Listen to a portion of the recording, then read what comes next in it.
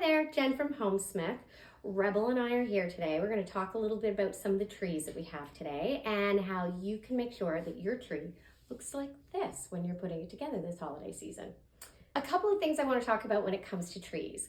The first thing that's most important is you really want to make sure you set your tree up properly.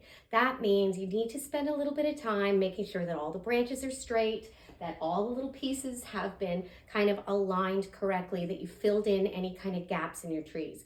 So it takes a little bit of extra time, but it's absolutely worth it in terms of your final look.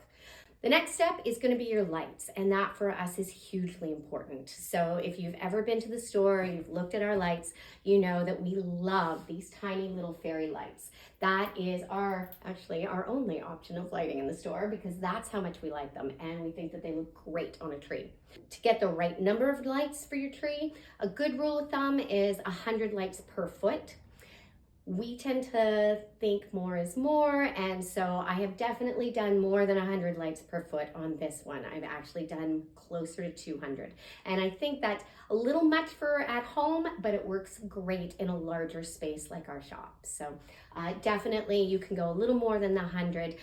Probably won't want to go quite as high as the 200, but these little fairy lights make all the difference in giving you a real ethereal feel to your tree. Once we've got our lights on, we've got the structure of the tree, it's all been finalized, then you're actually going to want to do layers on your tree. And this is what makes it really, truly interesting and adds so much texture in your space. First is we go in with our big ornaments. If you have ribbon, you're going to want to do ribbon first. On this tree, we didn't do any ribbon, although we have done it on our other one. But you're going to start with your larger ornaments. And those are the ones that kind of set in a little bit further back into your tree. I tend to not like to use the strings that are very often found on the top of your ornaments. So it makes them hang a little bit strange on the tree.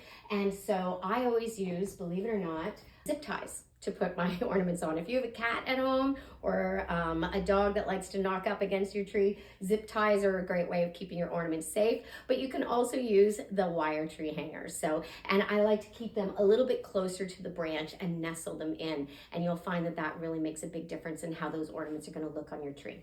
So once you've started with your large ones, then you're gonna come out and you're gonna go smaller and smaller and smaller so that you can put on your little ones that are gonna hang on your outside branches. So you're kind of building from the inside out.